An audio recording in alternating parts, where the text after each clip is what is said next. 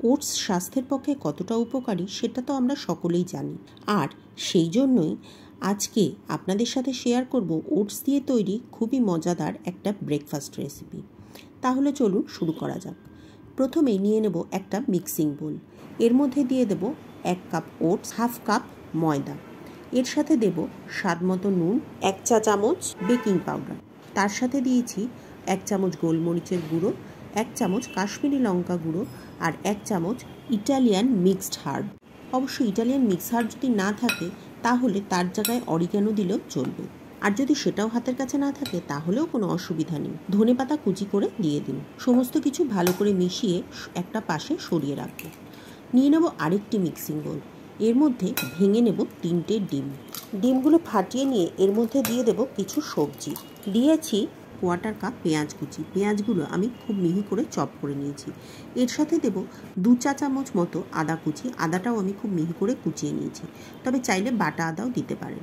এর সাথে দেব half cup capsicum কুচি, হাফ কাপ গাজর কুচি, হাফ কাপ টমেটো কুচি এবং হাফ কাপ পাতলা করে স্লাইস করা বিনস। সমস্ত সবজিগুলো দিয়ে ডিমের সাথে খুব ভালো করে মিশিয়ে নেব। আচ্ছা, কি বানাচ্ছি সেটা আন্দাজ করতে পারছেন কি? বানাচ্ছি ব্রেকফাস্টের জন্য ভেজিটেবল মাফিন। আসলে যেসব বাচ্চারা সবজি খেতে একদম পছন্দ করে না তাদেরকে সবজি খাওয়ানোর কিন্তু এটা ভীষণ ভালো একটা উপায়। ডিমের সাথে সবজিগুলো ভালো করে মেশানো হয়ে গেলে এবার এর মধ্যে দিয়ে দেব ওটস আর ময়দার মিশ্রণটা। সবটা কিন্তু একবারে দেব না, কিছুটা দেব, দিয়ে ভালো করে এটার সাথে মিশিয়ে নেব। ভালো করে মিশে যাওয়ার পরে বাকিটা দিয়ে আবারও ভালো করে মিশিয়ে নেব। আমার দেওয়া রেসিপিগুলি আপনাদের কেমন লাগছে অবশ্যই কমেন্ট করে জানাবেন। যদি ভালো লাগে তাহলে একটা লাইক করে শেয়ার করে দেবেন।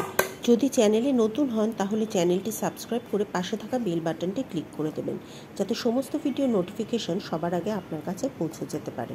মিশ্রণটা দেখুন অনেকটা মিশে গেছে, তবে আমার মনে হচ্ছে মিশ্রণটা একটু ড্রাই হয়ে গেছে। সেই জন্য কিছুটা দুধ দিয়ে আমি এটাকে ভালো করে মিশিয়ে নেব। অল্প অল্প করে দুধ দিয়ে বারে বারে আমি এটাকে মেশাবো। একবারে একসাথে বেশি দুধ দিয়ে এটাকে মেশাবো না, তাহলে অনেক সময় মিশ্রণটা পাতলা হয়ে যাওয়ার সম্ভাবনা থাকে। দেখতেই পাচ্ছেন মিশ্রণটা সমস্ত কিছু সব একত্রিত হয়ে কত সুন্দরভাবে মিশে গেছে। এবারে এর মধ্যে দিয়ে দেব 1 কাপ রিফাইন্ড অয়েল। আসলে রিফাইন্ড অয়েলটা দিয়ে প্রথমে ডিমের সাথে একবার ভালো করে ফেটিয়ে নিতে হয়, আমি ভুলে গিয়েছিলাম। যাই হোক, এখন রিফাইন্ড অয়েলটা দিয়ে আমি এটার সাথে ভালো করে মিশিয়ে নেব। তবে পরে দিলেও অসুবিধা কিছু নেই, ভালো করে মেশানোটা বিশেষভাবে জরুরি। সেটা যদি ভালোভাবে করা যায় তাহলে পরে দিলেও চলে। সমস্ত কিছু ভালো করে মিশিয়ে নিয়ে মিশ্রণটা যখন একদম একটা কাদা কাদা মতো হয়ে আসবে তখন বুঝবেন যে মিশ্রণটা ভালো করে মিশে গেছে। মিশ্রণটা তৈরি হয়ে গেলে একটা পাশে সরিয়ে রাখবো। এবার নিয়ে নেব কয়েকটা ছোট বাটি। এই বাটিগুলোর মধ্যে আমি এই মাফিনগুলোকে বেক করব। বাটিগুলো প্রথমে তেল দিয়ে গ্রিস করে নেব। আমি আজকে খুব সাধারণভাবে একটা বাটিতে বেক করে দেখাচ্ছি। অনেকের বাড়িতেই মাফিন মোল্ড, পার্চমেন্ট পেপার এই ধরনের জিনিসগুলি সবসময় থাকে না। সেই জন্য খুব সাধারণভাবে সাধারণ বাড়িতে থাকা স্টিলের বাটিতেও কিভাবে বেক করা যায় সেটাই আজকে আমি আপনাদের দেখাবো। বাটিগুলোকে প্রথমে রিফাইন্ড অয়েল দিয়ে গ্রিস করে নিয়েছি। এবারে এই বাটির মধ্যে মিশ্রণগুলো দিয়ে দেব। বাটিটা কিন্তু পুরোটা ভর্তি করব না, অর্ধেক অবধি ভর্তি করব। দেখতেই পাচ্ছেন আমি কতটা ভর্তি করেছি। বাটিটা ঠিক অর্ধেক ভর্তি হবে সেইভাবে রাখবেন, কারণ মাফিনগুলো যখন বেক হবে তখন এগুলো বেশ খানিকটা ফুলে যাবে। সেই জন্য বাটির অর্ধেক পর্যন্তই আমি মিশ্রণটা দিয়ে ভর্তি করব। বাকি বাটিগুলোতেও আমি মিশ্রণটা দিয়ে দেব। এই সবজির মাফিনগুলি আপনি যে শুধু ব্রেকফাস্টে সার্ভ করতে পারবেন এমন নয়, সার্ভ করতে পারবেন বিকেলবেলার স্ন্যাক্স হিসেবেও। যেহেতু সবজি থাকে এবং ওটস দিয়ে তৈরি, সেই জন্য এটা কোনো রকম ক্ষতিকারকও নয়। আর আমি যে সবজিগুলি দিয়েছি সেগুলোই যে আপনাকে দিতে হবে এমনও নয়, আপনি যে কোনো সবজি দিতে পারেন। আচ্ছা, এবারে নিয়ে নিয়েছি একটা কাপ। কাপটাকেও আমি তেল দিয়ে গ্রিস করে নিয়েছি। এই কাপের মধ্যেও আমি কিছুটা মিশ্রণ দেব। এবং এই মিশ্রণটা দিয়ে আমি এটাকে মাইক্রো ওভেনে বানাবো।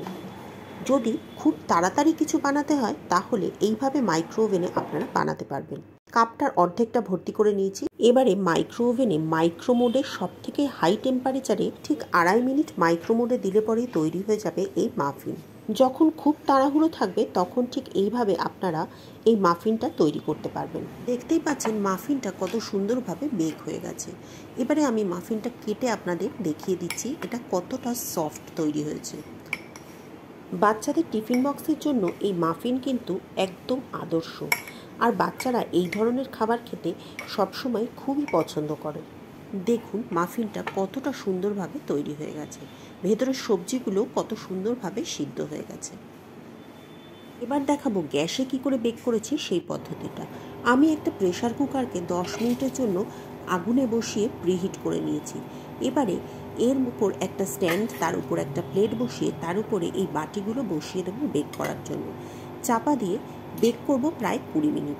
20 মিনিট বেক করলে তৈরি হয়ে যাবে মাফিন। 20 মিনিট পর ঢাকনা খুলে দেখে নেব মাফিনগুলো বেক হয়েছে কিনা। দেখুন চামচটা ভেতরে লাগিয়ে দেখেছিলাম, চামচটায় কিন্তু কিচ্ছু লেগে আসেনি, অর্থাৎ মাফিনটা খুব সুন্দরভাবেই বেক হয়ে গেছে।